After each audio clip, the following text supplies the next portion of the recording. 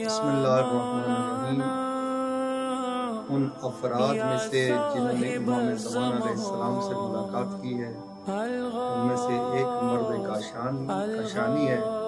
کاشان کا رہنے والا یہ شخص مکے کے لیے روانہ ہوا حج کرنے کے لیے۔ جب نجف اشرف پہنچے اس کی طبیعت انتہا سے زیادہ خراب ہوئی۔ ڈاکٹروں نے اسے سفر کرنے سے منع کر دیا۔ باقی لوگوں نے کہا اگر ہم تمہارے صحت مند ہونے کا انتظار کریں گے تو ہو سکتا ہے ہمارا حج ختم ہو جائے۔ اس لیے انہوں نے پرانے زمانے میں مولا کائنات کے حرم کے اطراف میں چھوٹے چھوٹے حجرے ہوتے تھے جو کسی نہ کسی شخص کے ہوتے تھے، کرائے پہ دیے جاتے تھے، پیسے لیتے تھے۔ ایک شخص کے حجرے میں، ایک عرب کے حجرے میں اس سے بات کی کہ اس کو رکھ لو، واپسی پہ اگر یہ زندہ ہوا تو ہم اسے ساتھ لے جائیں گے، اگر اس دنیا سے چلا گیا تو تمہیں اور مال دے کے فارغ کر دیں گے۔ اب کہتا ہے یہ میرے دوست چلے گئے مجھے اس عرب کے حوالے، اور عرب ایسا عجیب سا آدمی تھا، دن کو مجھے ناشتہ دے کر لاک لگا کے کمرے کو چلا جاتا تھا، رات کو آتا تھا۔ کہتے میرا چند دن تو رات، اس کے بعد میری طبیعت خراب ہونی شروع ہوئی، دل تنگ ہونا شروع ہوا۔ میں نے عرب سے کہا عرب میرا ایک کام کر دو۔ کہا کیا کام ہے؟ کہا میں تمہیں اس کے اور پیسے دوں گا۔ کہا جب جانے لگا کرو تو مجھے مقام وادی السلام میں مقام امام زمانہ پہ چھوڑ دو، میں اپنے مولا و آقا سے اپنا درد دل بیان کروں گا۔ اس عرب نے منظور کر لیا، وہ کہتے شام کو آتے ہوئے مجھے ساتھ لے آیا کرنا۔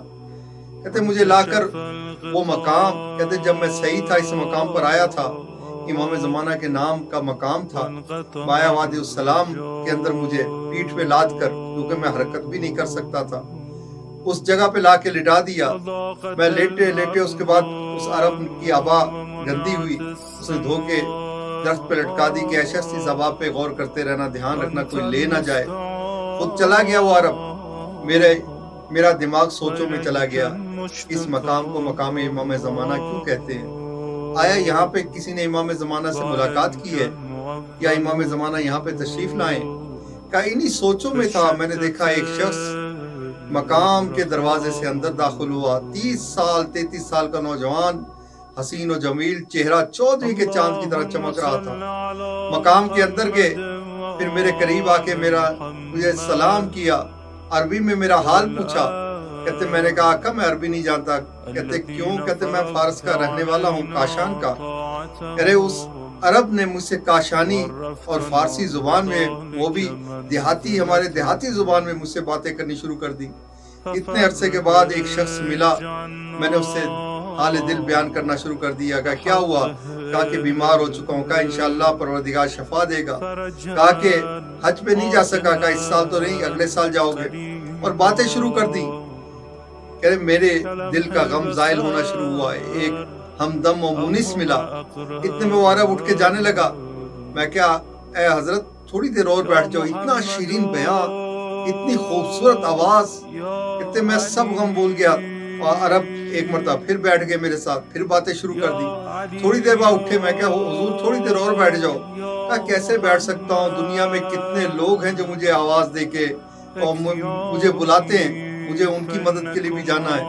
کہتے میری سمجھ میں کچھ نہ آیا۔ وہ عرب دروازے سے باہر گئے، اتنے میں ایک ہوا چلی، وہ عرب جس کے حجرے میں ٹھہرا تھا وہ عبا ہوا سے اڑتی ہوئی زمین پہ گری اور خاکی ہو گئی، مٹی والی ہو گئی۔ کہہ رہے میں جلدی سے اٹھا کے عرب ناراض ہوگا، میں نے اس عبا کو دھویا، پھر درخت پہ لٹکا دیا، پھر اپنی جگہ پہ آ کے لیٹ گیا۔ یکدم میرے پورے آنکھیں کھل گئیں کہ میں تو ہل بھی نہیں سکتا تھا، کیسے اٹھا، دوڑ کر گیا، عبا اٹھائی اور اسے میں نے دھو کے لٹکایا۔